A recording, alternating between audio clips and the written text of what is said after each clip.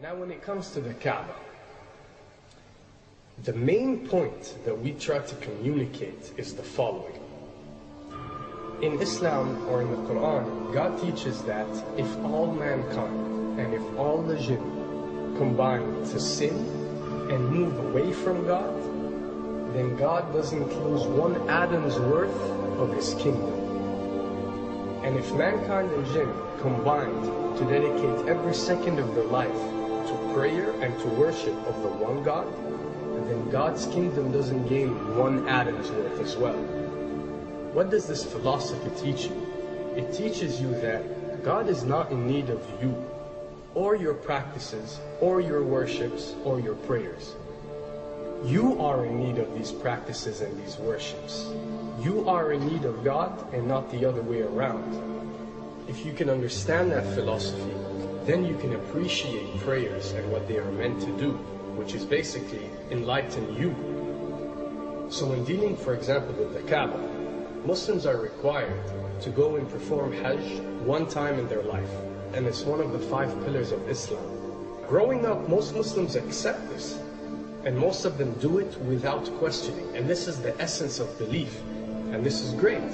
But at the same time, this doesn't mean that if you question or research, you're going to come back with negative or bad answers. The opposite is actually true.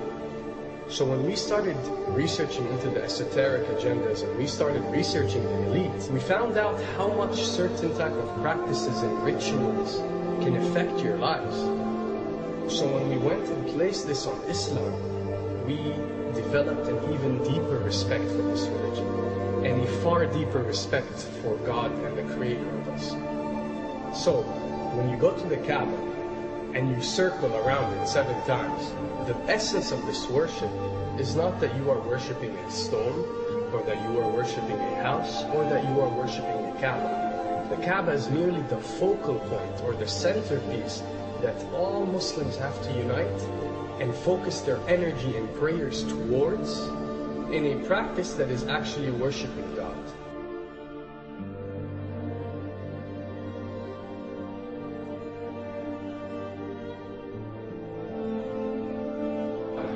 Now, going in circles counterclockwise does not break you away from time and space. But the fact that the energy of the Kabbah is the strongest energy on earth and it flows counterclockwise, by you flowing in correlation with this energy, you are uplifting yourself. You are reaching spiritual levels that you rarely do experience anywhere else on earth. And the fact that you got to do it 7 times, and we are taught that there are 7 skies, or 7 samawat, or 7 spiritual planes, then one can discover that each circle breaks you through a spiritual plane spiritually, so you can reach the ultimate state of wisdom and spirituality. Does this mean that only Muslims can reach this level? Does this mean that if you're not Muslim, you give up or you reject this information? Not at all. In essence, any one of you, regardless of what your faith is, if you are dedicating your worship and your journey to the one and only Creator and not anything created, then you are on a righteous path.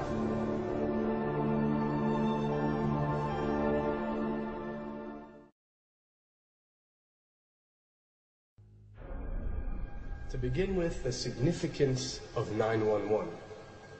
What you have to understand, and what we are trying to explain, is that when dealing with extra dimensions, or when dealing with beings from extra dimensions like jinn, for example, or when dealing with the Illuminati, or the elite, or people that follow a certain type of esoteric agendas, although me and you communicate through words and letters, they have chosen a different type of language. And this is a cross-boundary type of language. This is a language that goes across the boundaries, understood by all.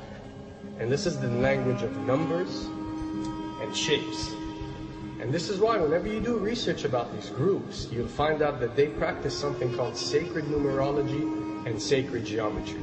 What does this mean? It means that each number is given a meaning. Each shape is given a meaning. A meaning is communicated whenever a shape is presented or a number is presented by these specific groups I'm not talking about random people or random groups. We're talking about specific groups that follow this type of agenda.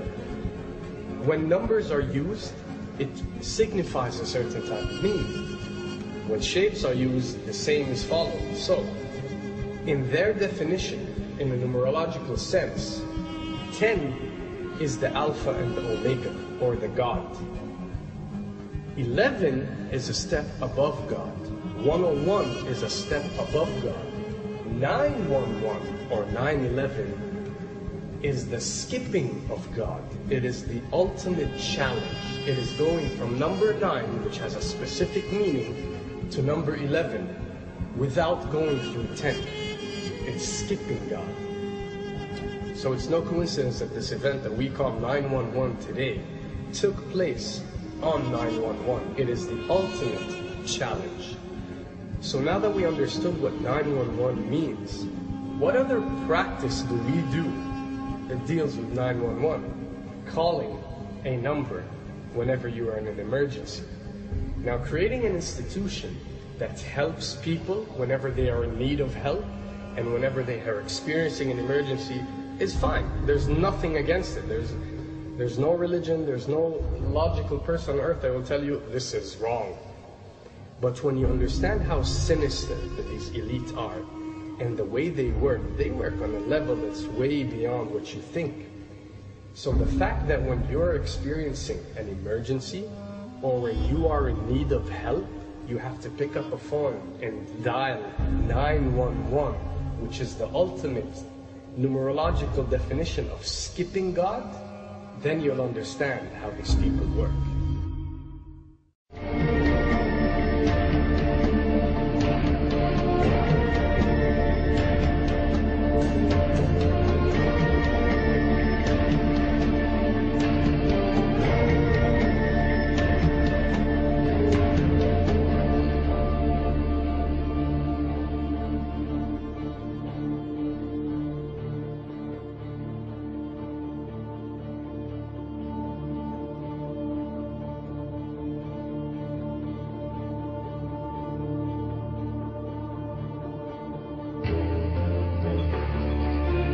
And when dealing with rituals, we recognize that everything adds up. For something to be a ritual, everything has to be in place, everything has to be perfect. And my advice is, if you want to recognize that something is satanic, it has to add up in all sense. The numbers have to add up, the shapes have to add up, the event has to add up, it has to have one general meaning. The pieces of the puzzle fit perfectly. That's when you recognize when something is ritualistic or satanic.